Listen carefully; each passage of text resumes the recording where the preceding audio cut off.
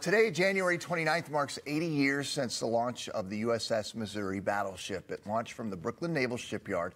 It was christened by Margaret Truman, who was the daughter of then Senator Harry Truman. Well, today, January 29th, also marks the 25th anniversary of that battleship, the memorial being a floating museum in Pearl Harbor. Photojournalist Bill Middeke and I had the honor of visiting the USS Missouri when we were in Hawaii recently.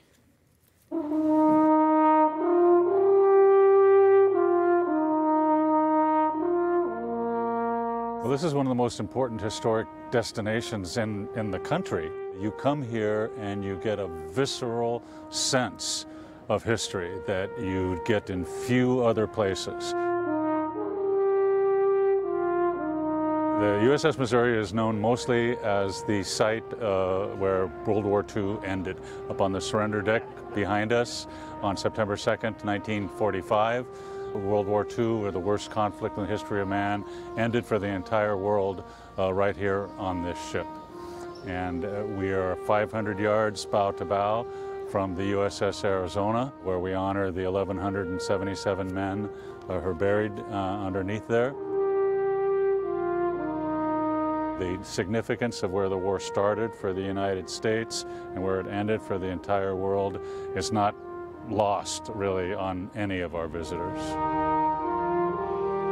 The ship has a soul.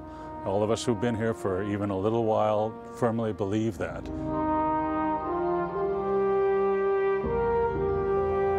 One of the things that makes a visit to the Missouri, for an example, great isn't, people come to see the guns and all that other stuff, but it's really the stories of what happened on this ship and the men. Part of what we do here is to keep those stories alive.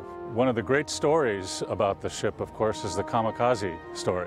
The ship was attacked by a kamikaze pilot that didn't really do much damage at all, but the pilot's body was recovered from the decks on the starboard side in the back. The crew was going to just toss the body overboard. But the captain, the first captain of the Missouri, William Callahan, heard about it and stopped them and said, "We're going to give this young man a proper soldier's burial." And the next day, they had a service for him with a 6-gun salute and, the whole bit. It's a story that reflects the best of who we are, even in the midst of some of the worst, fighting that history has ever known. So the kamikaze deck back there is one of my favorite places.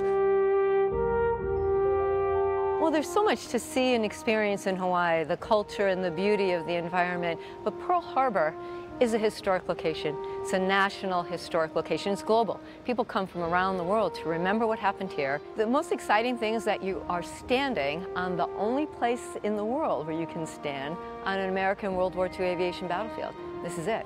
And so the buildings, the grounds, the aircraft, everything that you're looking at was here on December 7th, 1941. Everyone has a relative who served in World War II. You come here and you remember and you pay homage to that event that changed the world. It was pivotal, even for me. All right, I'm from that generation. My father was a World War II veteran. When I came here and stood on this ground, it felt visceral for me, and I really wasn't sure why. You have to say to yourself, it's my responsibility to make sure that the next generation takes care of this legacy. And here I am, helping to share the story of the Pacific Theater with generations. And so it's very important. This museum, the things that we share, resiliency, the nation came together, people came together, and ensured that that was not our final moment. If you've never been to Pearl Harbor, what a powerful place. It is. She's right. When you just set foot there and you feel it and you think about everything that's happened there and the history. And you can almost see in all the visitors there, like, everyone is feeling it. Everyone's thinking it. There's a calm, there's a quiet, there's a respect amongst the visitors. People are very solemn when they're there. Absolutely.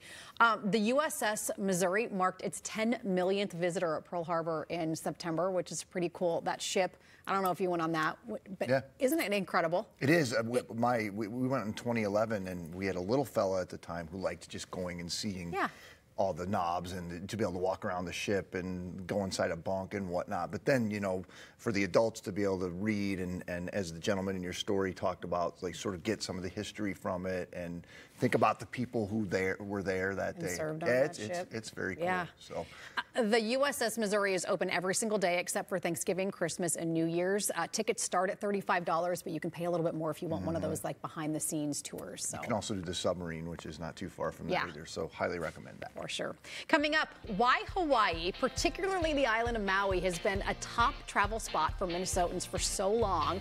We're also going to take a look at Maui's history when we come back.